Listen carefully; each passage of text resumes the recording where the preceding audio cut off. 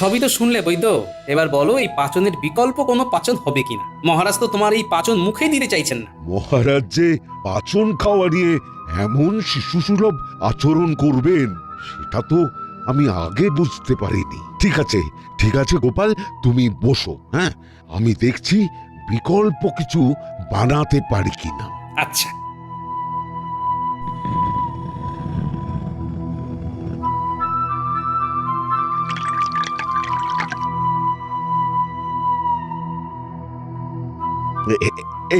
এই নাও গোপাল, এই হলো মহারাজের ওষুধ। একেবারে মিষ্টি স্বাদের এই পাচন খেতে আশা করি মহারাজের কোনো অসুবিধে হবে না। আচ্ছা ঠিক আছে।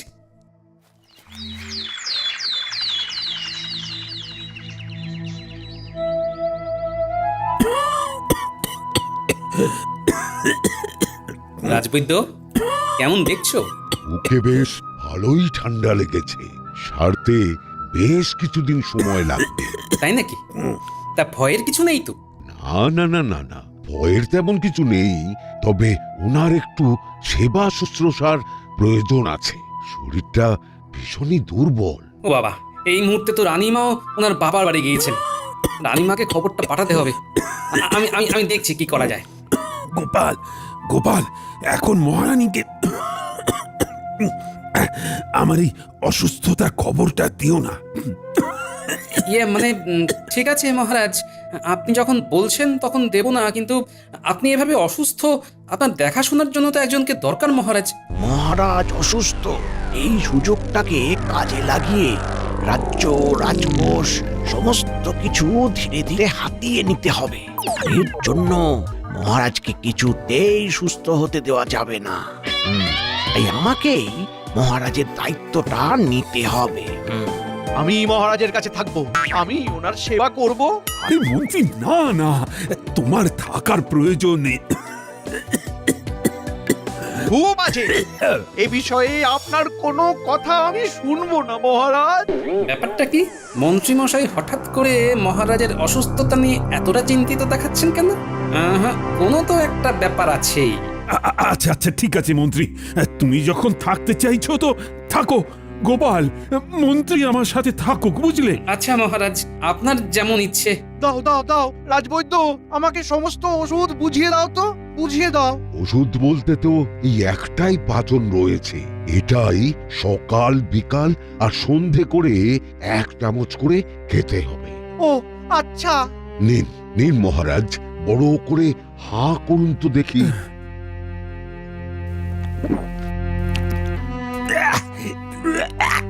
ইস, কি তেতো!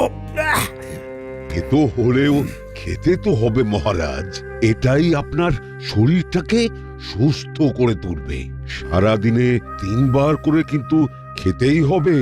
আচ্ছা, আমি আছি তো, আমি খাইয়ে দেবো রোজ। আজ থেকে মহারাজের সব দায়িত্ব আমার, সাথে রাজবাড়িরও।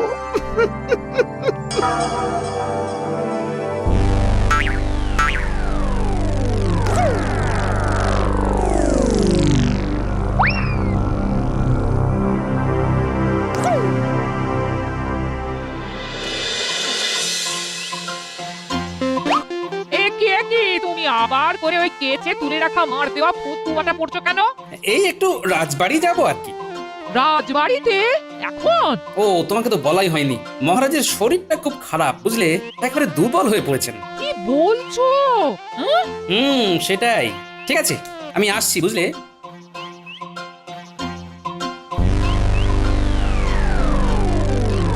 পাচন খাওয়ানোর সময় হয়ে গেছে, কিন্তু এই পাচনটা খাওয়ালে তো মহারাজ ধীরে ধীরে সুস্থ হয়ে যাবেন, কিন্তু সেটা তো কিছুতেই হতে দেওয়া যাবে না। কে? মন্ত্রী এলে নাকি? এই রে, মহারাজ তো জেগে আছেন। হ্যাঁ মহারাজ। ও, পাচন খাওয়ার সময় হয়ে গেছে না? হ্যাঁ, আপনার তো এখন পাচন খাবার সময় হয়ে গেছে মহারাজ। মন্ত্রী, আমি ওই পাচন খাবো না। এই রে, এ তো মেঘনা চাইতেই জল। মানে খাবেন না কেন মহারাজ? বড্ড তেতো ওই পাচন, আমি খাবো না মন্ত্রী, খাবো না। খাবেন না?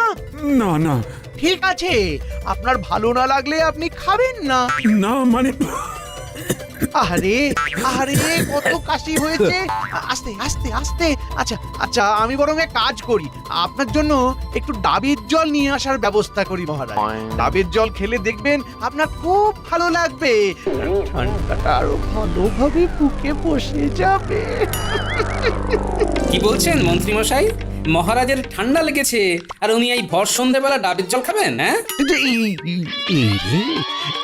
ওটা আবার কোথা থেকে এসে হাজির হলো? আরে না না গোপাল, আসলে মানে মহারাজ রাজবৈদ্যের দেওয়া এই পাঁচনটা খেতে চাইছেন না। কি মহারাজ পাচন খেতে চাইছেন না? না গোপাল না, ওই পাচন আমি খেতে পারবো না, বড্ড তেতো। ও বলছি মহারাজ আর জেদ করবেন না, পাচনটা খেয়ে আপনাকে সুস্থ হতেই হবে মহারাজ। সুস্থ তো আমিও হতে চাই গোপাল, কিন্তু কিন্তু তেতো পাচন আমি খেতে পারবো না। আচ্ছা আচ্ছা ঠিক আছে, ওই পাচন আপনাকে খেতে হবে না, আমি দেখছি বৈদ্য মশাইয়ের সাথে কথা বলে যদি এই পাচনের বিকল্প পাচন কিছু পাওয়া যায়। সব পরিকল্পনায় জল ঢেলে দিল এই টেকো। সবই তো শুনলে বৈদ্য, এবার বলো এই পাচনের বিকল্প কোনো পাচন হবে কিনা? মহারাজ তো তোমার এই পাচন মুখে দিতে চাইছেন না। মহারাজ যে পাচন খাওয়া নিয়ে এমন শিশুসুলভ আচরণ করবেন সেটা তো আমি আগে বুঝতে পারিনি। ঠিক আছে গোপাল, তুমি বসো। হ্যাঁ, আমি দেখছি বিকল্প কিছু বানাতে পারি কিনা। আচ্ছা,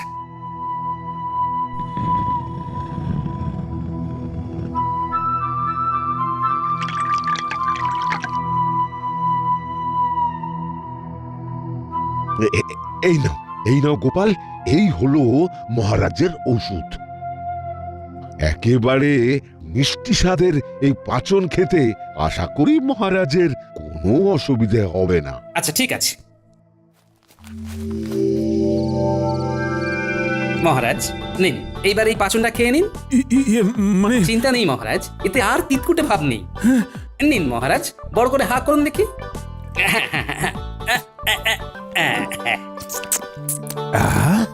এ তো পুরো মধুর মতো মিষ্টি। মধু খাচ্ছি না পাঁচন খাচ্ছি বোঝাই যাচ্ছে না। রোজ এক ছিপি করে খেতে হবে, তাহলে খুব তাড়াতাড়ি সুস্থ হয়ে যাবেন। কি খাবেন তো রোজ? হ্যাঁ, এত সুন্দর মিষ্টি স্বাদের পাঁচন খাবো না কেন? নিশ্চয়ই খাবো। এই রে, মহারাজ তো এই পাঁচনটা বেশ স্বাদ স্বাদ করে খেয়ে নিল। এবার আমি কি করবো? কি করবো আমি? মন্ত্রীমশাই, হ্যাঁ হ্যাঁ হ্যাঁ হ্যাঁ, পাচনটা তাহলে ঠিক ঠিক সময় মতো মহারাজকে এক ছিপি করে খাইয়ে দেবেন, কেমন? আমিও যদিও ঘন ঘন আসবো, তবু বলে রাখলাম। হ্যাঁ হ্যাঁ গোপাল, গোপাল চিন্তা নেই, আমি নিজে দায়িত্ব নিয়ে মহারাজকে এই পাঁচন খাইয়ে দেব। হ্যাঁ, আপনার মনে যে কি চলছে সেটা বেশ আমি ভালোই বুঝতে পারছি। তবে আপনি যতই পরিকল্পনা করুন না কেন, আপনার সব পরিকল্পনায় আমি জল ঢালবই ঢালবো।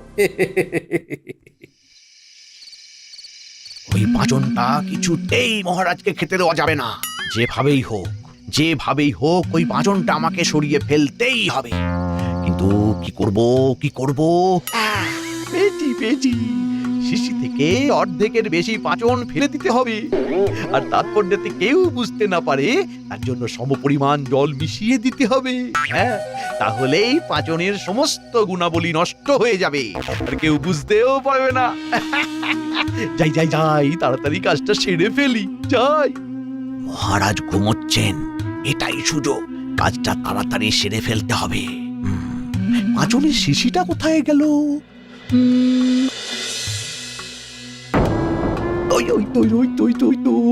ওখানে।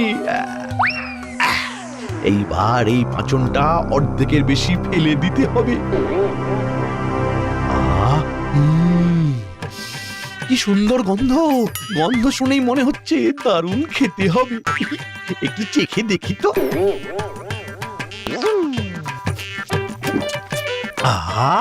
কি দারুণ স্বাদ! এত সুন্দর পাঁচন ফেলে নষ্ট করব কেন? এক কাজ করি, পাঁচনটা বরং আমি খেয়ে নি।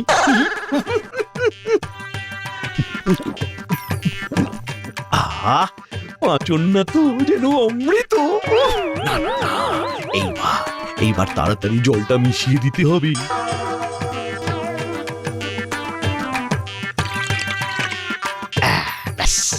কাজ শেষ, এইবার মানে মানে কেটে পড়ি।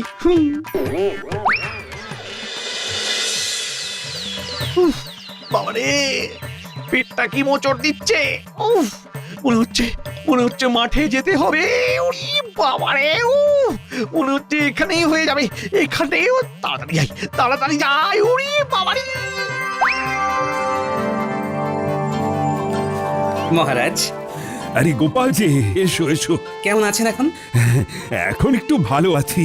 ওই কালকের পাঁচন খেয়ে আগের থেকে অনেকটাই সুস্থ বোধ করছি। আজ সকালে খেয়েছেন তো? না, এখনো খাওয়া হয়নি। মন্ত্রী তো এখনো আসেইনি। কি বলছেন? মন্ত্রীমশাই এখনো আসেননি? এত বেলা হয়ে গেল।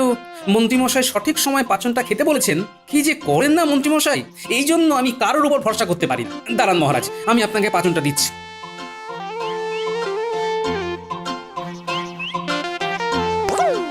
নিন মহারাজ, খেয়ে নিন। হুম হুম হুম।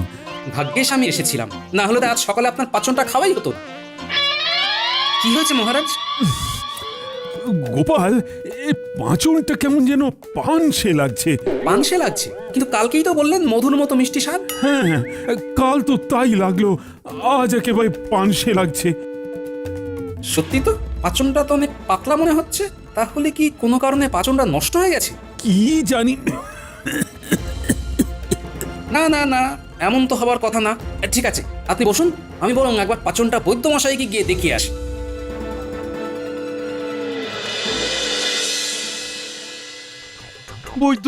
বৈদ্য, আমাকে কোনো একটা পাঁচন দাও।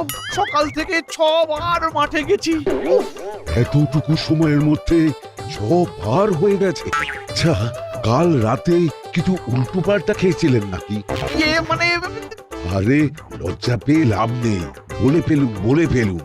আসলে মানে একটা পাঁচন খেয়েছিলাম, তারপর থেকেই পেটটা গুড়গুড় করতে শুরু করে। পাচন?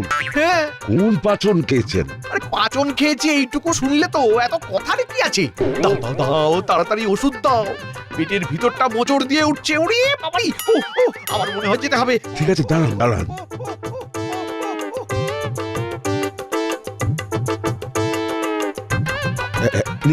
নিন, এইটা খেয়ে নিন। এটা খেলেই কমে যাবে? আশা তো করি। ঠিক আছে বৈদ্য, আমি তাহলে আসছি।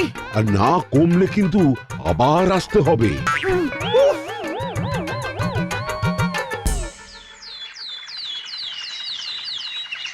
আরে, মন্ত্রীমশাই না? উনি রাজবৈদ্যর বাড়িতে কি করতে এসেছিলেন? আরে গোপাল যে, কি ব্যাপার? এই মন্ত্রীমশাই কি করতে এসেছিল? কি বলে ওই কোন পাঁচন খেয়ে পেট ছেড়ে দিয়েছে, তাই ওষুধ নিতে এসেছিল। পাচন খেয়ে পেট ছেড়ে দিয়েছে? কোন পাচন? তা তো বললো না। ছাড়ো তো ওনার কথা। মহারাজ এখন কেমন আছেন? আমি ভাবছিলামই একটু পরে মহারাজকে দেখতে যাব। আরে মহারাজের জন্যই তো এসেছি তোমার কাছে। এই যে কাল যে পাচনটা দিয়েছিলে সেটা দেখো, আজকে কেমন পাতলা হয়ে গেছে। কি পাতলা হয়ে গেছে? কই দেখি। হ্যাঁ, মহারাজও বলছেন স্বাদটাও নাকি পানসে হয়ে গেছে, যেখানে কাল নাকি মধুর মতো মিষ্টি ছিল। আরে এ তো জল মেশানো হয়েছে। কি বলছো? হ্যাঁ, এই শিশি থেকে বেশ খানিকটা পাচন বের করে কেউ জল মিশিয়ে দিয়েছে। কিন্তু কে জল মিশাবে? সেটা তো আমি জানি না গোপাল। কেউ হয়তো চাইছে না যে মহারাজ সুস্থ হোক, তাই হয়তো ইচ্ছে করেই এই কাজ করেছে।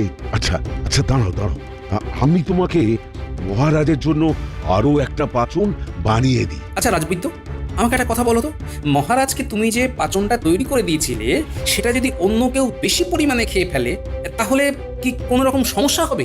সমস্যা হবে মানে একেবারে পেট ছেড়ে দেবে। এক ছিপির বেশি এই পাচন কোনোভাবেই খাওয়া যাবে না।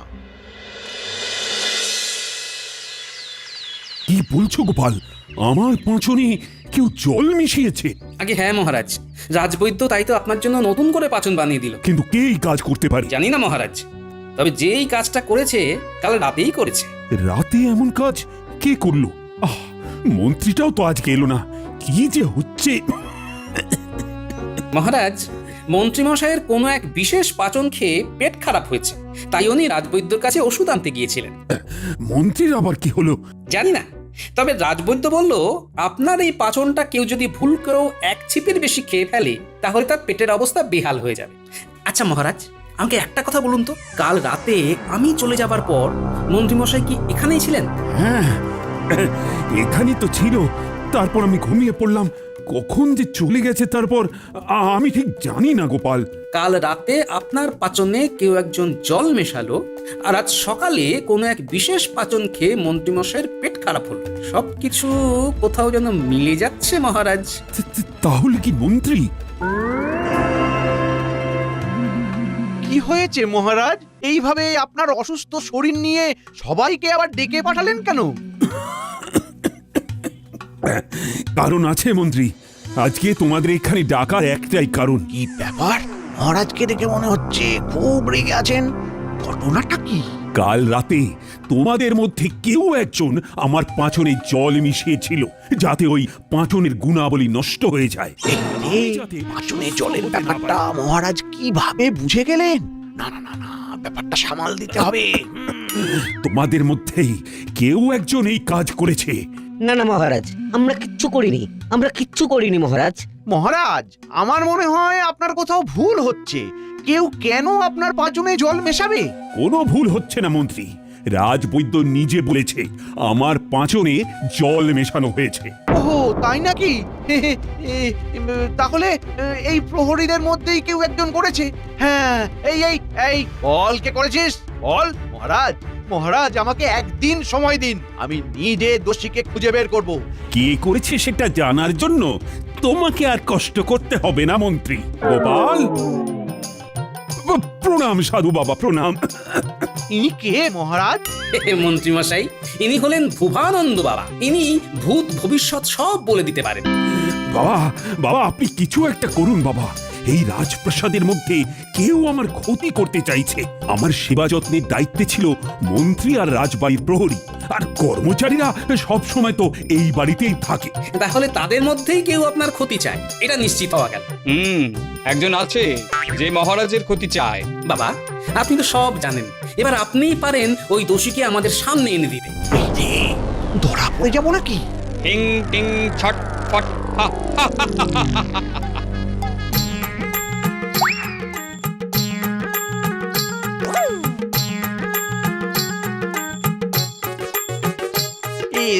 এগুলো দিয়ে কি হবে? দাঁড়াও বৎস, এত উতলা হয়েও না। এর মধ্যে মন্ত্রপুত চাল আছে। এটা তোমরা আজ রাতে তোমাদের সাথে রাখবে। কাল সকালের মধ্যে একজন বাদে সবার চাল ধানে পরিণত হবে। আর বাকি রইল একজন, যে হলো এই কর্মকাণ্ডের আসল দোষী। তার কৌটোর চাল চালই থেকে যাবে। এর পরেই বোঝা যাবে আসল দোষীটি আসলে কে। ওহ, মন্ত্রীমশাইয়ের মুখটা একেবারে দেখার মতো। এইবার জমবে মজা। না না না না না, কিছুতেই ধরা পড়লে চলবে না। কিছু একটা তো করতে হবে, কিছু একটা করতেই হবে। সাধু বাবা তো বলেছিল যে দোষী তার চালটা চালই থাকবে, আর বাকিদের চালটা ধান হয়ে যাবে। আচ্ছা, আমি যদি নিজেই এই কৌটোর সব চাল বের করে তার জায়গায় ধান রেখে দিই, তাহলে তো আর ধরা পড়ার কোনো ব্যাপারই থাকবে না। হ্যাঁ, দারুণ উপায় পেয়েছি। এটাই করি, এটাই করি। কাল সবাই এই কৌটোটা নিজের কাছে রেখেছিলি তো? নিন নিন, এবার তাড়াতাড়ি সবার কৌটোগুলো খুলে দেখুন তো, তারপরই তো বোঝা যাবে আসল দোষী কে। দেখলেন তো মহারাজ, আমারটাতে ধান আছে। এই এই, সবাই ভালো করে দেখে নাও। গোপাল, তুমিও দেখে নাও, পরে আবার বলো না আমারটাতে চাল ছিল। তোমার কৌটো তুমি তোমার কাছে রাখো বৎস। এ কি, এইখানে তো সবার কৌটো থেকেই চাল বের হচ্ছে। তার মানে মহারাজ, মহারাজ এরা জোট বেঁধে কাজটা করেছে, বুঝলেন? কাজটা তো করলাম আমি, তাহলে ওদের কৌটো থেকে চাল বের হচ্ছে কেন? সে কি গোপাল, তোমার কৌটো থেকেও চাল বের হলো? তার মানে মহারাজ, মহারাজ সর্ষের মধ্যেই ভূত, বুঝলেন তো? আমরা করিনি, আমরা কিচ্ছু করিনি মহারাজ। চুপ, একদম চুপ। মহারাজের পাচনে জল মিশিয়ে এখন বড় বড় কথা বলা হচ্ছে। মহারাজ, আমাকে আদেশ দিন যে সব করাকে আমি এক্ষুনি গারদে পড়ছি। গারদে তো যাবে মন্ত্রী। মানে আমাকে বলছেন মহারাজ? হ্যাঁ হ্যাঁ, তোমাকে। আসল দোষী তো তুমি। তাই তো তুমি বারে সবার চাল চালই থেকে গেল, আর তোমারটা ধান হয়ে গেল। সাধু বাবা তো বলেছিলেন যে দোষী সে বাদে সবার চাল ধান হয়ে যাবে। সাধু বাবা বলল, আর আপনি নাচতে নাচতে আপনার কৌটোর সব চাল বের করে ধান রেখে দিলেন আর ভাবলেন আপনি বেঁচে গেলেন। ইয়ে মানে আর বাবা, উনি সাধু বাবা নন, আপনাকে ধরার জন্য এই সব ছিল আমার পরিকল্পনা। সাধু বাবা, এবার আসল রূপে ফিরে এসে তো দেখি। কি এটা তো পুটির বাবা। আপনি কি শুধু নিজেকেই চালাক মনে করেন আর আমরা ঘাসে মুখ দিয়ে চলি? হ্যাঁ, এই কেমন দিলাম? ছি, ছি মন্ত্রী ছি। আমি মানুষটা অসুস্থ, আর তারপরেও তুমি আমার সাথে এই কাজ করলে।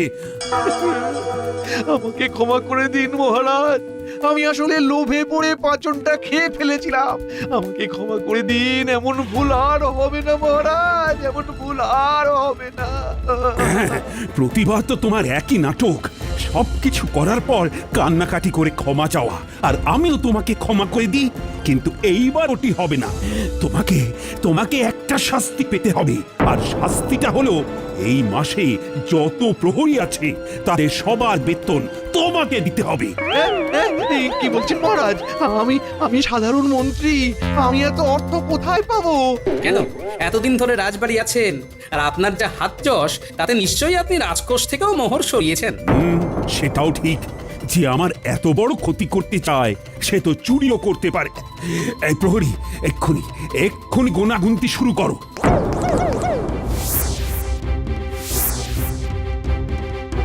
মহারাজ 570 মোহর কম পড়ছে। তার মানে তো মন্ত্রীমশাই চুরিও করেছে। ইয়ে মানে এই সব মানে টানে আমি অনেক শুনেছি। আমি যেটা বললাম সেটা যদি না পারো তাহলে কিন্তু না মহারাজ, না না, আপনি যেটা বলবেন সেটাই হবে। এই মাসের প্রহরীদের বেতন আমি দেব। মন্ত্রীমশাই, পাচন খেয়ে পেট এখন ঠিক আছে তো, নাকি আবার মাঠে ছুটবেন? হ্যাঁ,